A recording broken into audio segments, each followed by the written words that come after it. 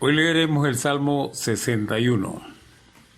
Este salmo contiene 8 versículos, de los cuales tomaremos algunos para hacer nuestra reflexión, siempre pidiéndole a nuestro Abacadosh Yahweh que nos ilumine, ya que se trata de dar a conocer su palabra. Este salmo dice así, Salmo 61:1. Oye, oh Elohim, mi clamor, a mi oración atiende. Salmo 61:2. Desde el cabo de la tierra clamaré a ti, cuando mi corazón desmayare. Llévame a la roca que es más alta que yo, porque tú has sido mi refugio y torre fuerte delante del enemigo. Yo habitaré en tu tabernáculo para siempre. Estaré seguro bajo la cubierta de tus alas. Porque tú, oh Elohim, has oído mis votos. Me has dado la heredad de los que temen tu nombre. Días sobre días añadirás al rey. Sus años serán como generación y generación. Estará para siempre delante de Elohim. Prepara misericordia y verdad para que lo conserven. Así cantaré tu nombre para siempre, pagando mis votos cada día. Hasta aquí el Salmo 61. De este Salmo tomaremos como base el versículo 1, que dice, Oye, oh Elohim, mi clamor, a mi oración atiende. Cuán poderosa es la oración. Pero veamos qué es una oración. ¿De dónde viene esta palabra?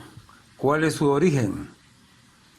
La palabra oración viene del latín oratio, orationis, discurso, nombre sacado de orare, antiguo verbo latino que significaba en principio el hablar y el decir solemne o religioso. El sustantivo oratio lleva el típico sufijo tionis, con el que se forman nombres de acción a partir de verbos. Luego, como era costumbre, los padres del catolicismo, los eruditos antiguos cambiaron esta interpretación. Encontramos escrito siempre en internet, dice oración, casi dice razón de la boca, oris ratio, pues orare es hablar y decir. Oración es un contexto de palabras con sentido. Un contexto sin sentido no es una oración, porque no hay una razón de la boca o palabra. La oración está llena de sentido, de voz y de letras. Este es un concepto que sacaron los eruditos anteriores. Y el mismo artículo de donde se sacó al final dice lo siguiente: esta no será la manera como se forma la palabra oración etimológicamente hablando, pero es la manera como la interpretaban los eruditos antiguos, incluyendo Santo Tomás de Aquino. En Summa Theologia, es decir, en vez de ser una etimología lingüística, es una etimología conceptual. Como habíamos explicado anteriormente, una etimología popular. Muchas veces son los sabios quienes promueven falsas etimologías. Ahora veamos el significado hebreo. El doctor Eli Lizorkin Eisenberg del Israel Bible Weekly ha escrito lo siguiente: en el idioma inglés, la oración se define en gran medida por la idea de preguntar. En el inglés antiguo se podría decir sea a Elohim o a cualquier otra persona, te ruego que hagas tal o cual cosa. El concepto básico aquí es una petición sincera. El concepto judío de oración, sin embargo, se define mejor por su palabra hebrea tefilá. El significado principal del verbo leipaklel, el verbo detrás del sustantivo, es juicio propio o introspección, especialmente en las tradiciones hasídicas, judías. La tefilá es entendida como una introspección que resulta en la unión entre la criatura y el Creador, como un hijo se uniría con su padre. No es una sorpresa que cuando sus discípulos le preguntaron al Mesías Yahushua cómo debían orar, él les enseñara que pedir, asegurándose de dirigirse a su Rey Celestial como Padre Nuestro. Esto lo encontramos en Mateo 6:9.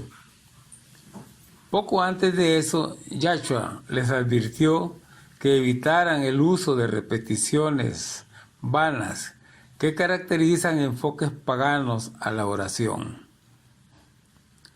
En Isaías encontramos un texto curioso, dice el mentado doctor: yo los traeré a mi santo monte y los alegraré en la casa de mi oración. Observe la redacción: no mi casa de oración, sino en la casa de mi oración. Pero ¿cómo es posible que Elohim se dedique a la oración? ¿Y con quién?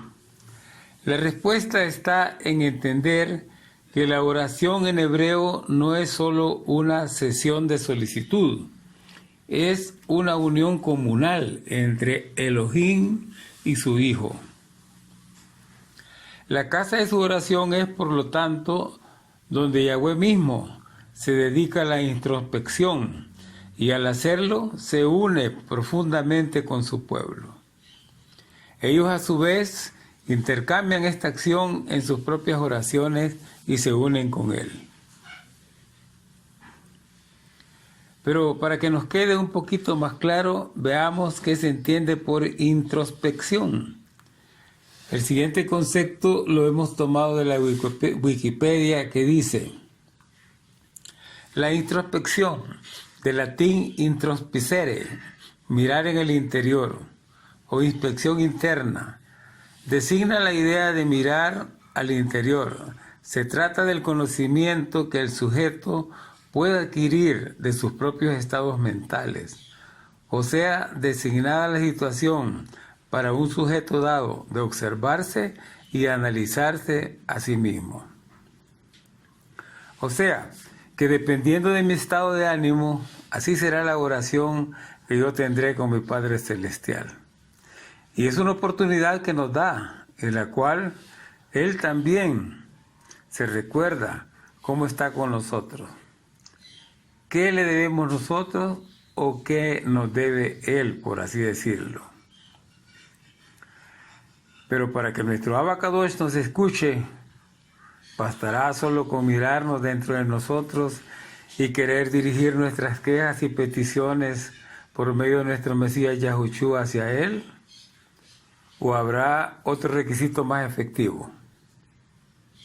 Ciertamente, Él escoge a personas que lo escuchen, lo adoren, y a esas personas escucha Él. Tenemos el caso de Moisés, varón que no lo conocía, pero Yahweh sí sabía quién era él: un justo, un sadik en hebreo, una persona que le gusta la justicia, porque Yahweh no escucha a cualquiera, como encontramos en la palabra. En Juan 9:31 dice: sabemos que Elohim no oye a los pecadores, pero si alguno es temeroso de Yahweh y hace su voluntad, a ese oye. Cada vez que Moisés oraba con él, le concedía lo que le pedía. Veamos lo que está escrito en Éxodo 8:8. Dice: entonces Faraón llamó a Moisés y a Aarón y les dijo: orad a Yahweh, para que quite la rana de mí y de mi pueblo, y dejaré ir a tu pueblo para que ofrezca sacrificios a Yahweh. Y dijo Moisés a Faraón, dígnate indicarme cuándo debo orar por ti, por tus siervos y por tu pueblo, para que las ranas sean quitadas de ti y de tu casa y que solamente queden en el río. Y él le dijo, mañana.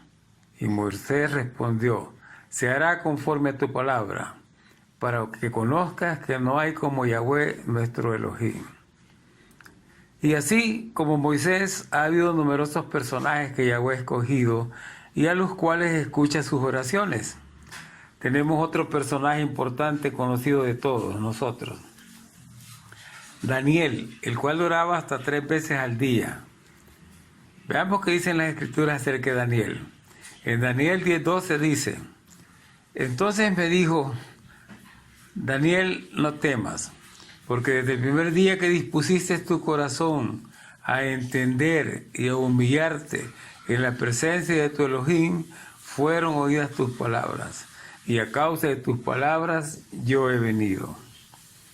Entonces, ¿quiere decir que solo los escogidos escuchan nuestro Abba Yahweh, o también a nosotros los gentiles? Entiéndase por gentiles a todos los de las naciones que no pertenecemos a su pueblo escogido.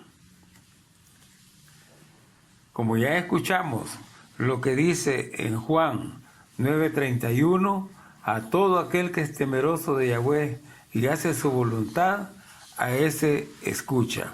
Vamos a cortar esta primera grabación en este momento y seguiremos en otro momentito.